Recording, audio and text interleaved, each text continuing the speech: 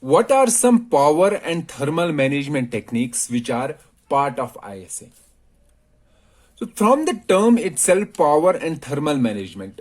So initially a new person who is new to a computer architecture domain, he will say that power and thermal management techniques should be the part of microarchitecture. But they fail to understand that ISA is basically the design and microarchitecture is the implementation. So whatever features we want to implement in our hardware, we have to first describe those features in our design itself. So whether we want some kind of particular power and thermal management technique in our hardware, we should first define those techniques in the instruction set architecture. Let me elaborate here. Let's say there is a technique called power gating.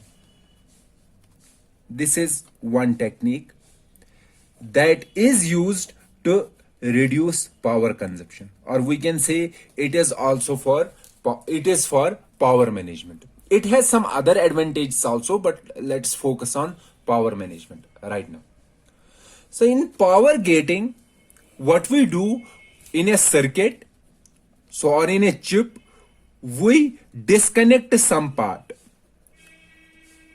We disconnect some part or some core which is not working currently or which is not in use right now. So we can disconnect that particular core so that the power consumed by that core becomes zero. Okay. Likewise, there is another technique, dynamic voltage frequency scaling, DVFS. So in dynamic voltage frequency scaling, we scale the frequency and voltage in order to decrease the power consumption or also in order to have a better thermal management. So these two techniques, implementing these two techniques require hardware support.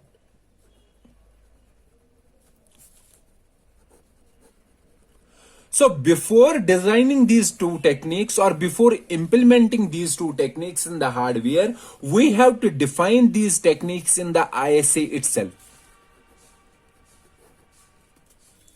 So we have to define in the ISA that our architecture should support power gating.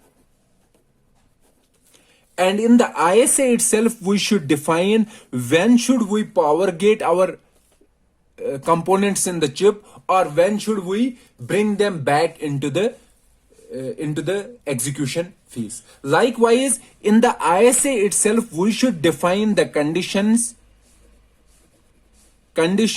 for voltage and frequency scale. After defining these conditions, thresholds to implement some technique, all these techniques, after defining these in the ISA, we can implement these in the hardware.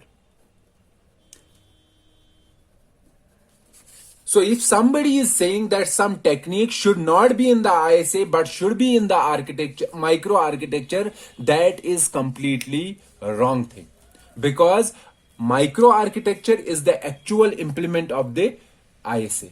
So if we have not defined something in the ISA, we cannot implement that in the microarchitecture. Microarchitecture is the copy of instruction set architecture.